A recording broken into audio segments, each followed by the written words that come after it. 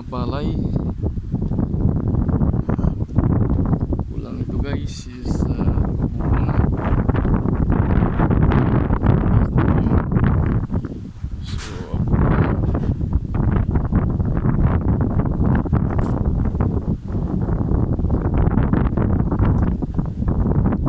marami din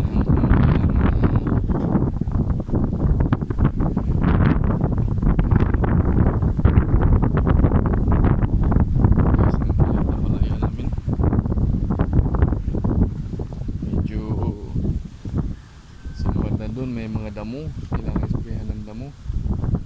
Ito naman wala.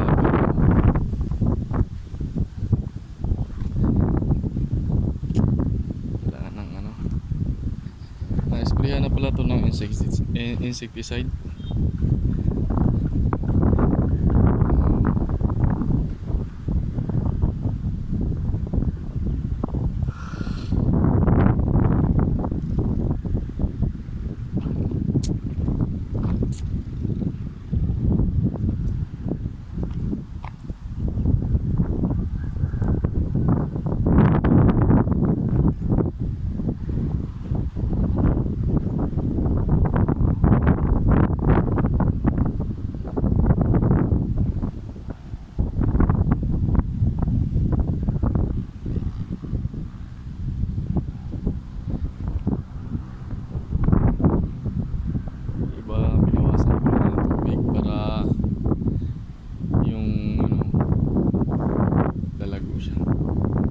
Maraming tubig, may na paglago.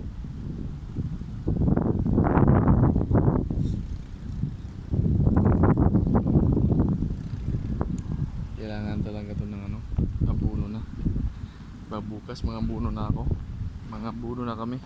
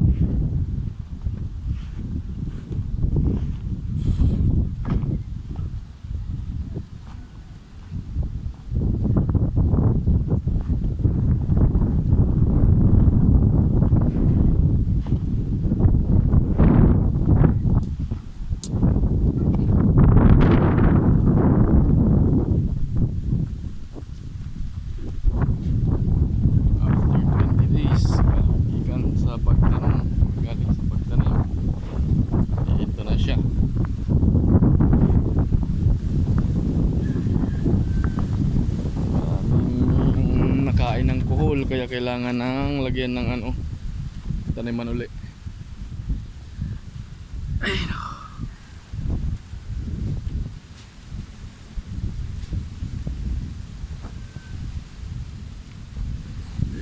Ganun niya sa ano.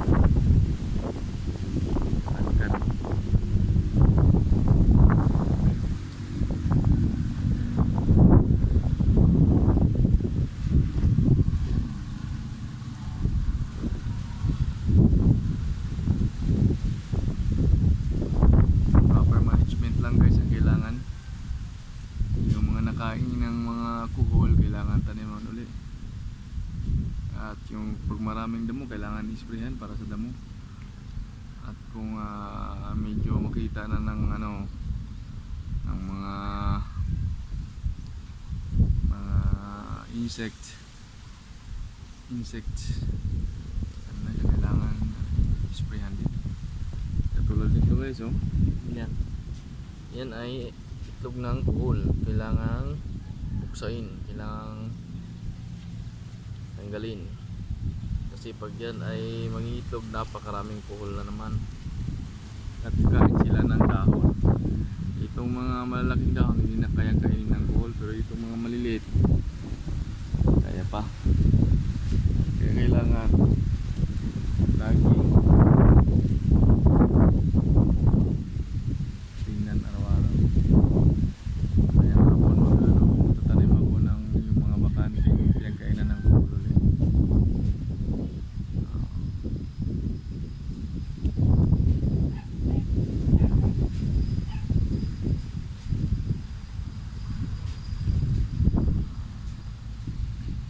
is about 22 approximately, 22 days approximately. So ang harvest nito is around 130 days or 140 days. Harvest na yung palay. So marami kang dadaanan dito. Pag-spray, maintain ang pag-spray sa mga insect at sa pag-aabuno. Yan.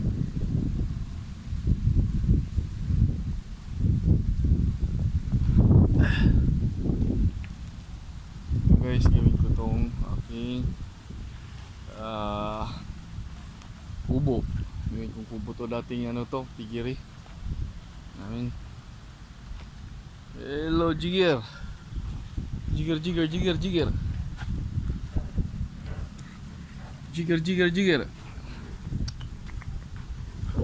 Meron din akong baboy dyan guys, maliit.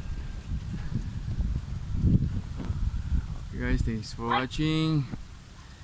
Happy farming everyone. Hope you enjoy our videos.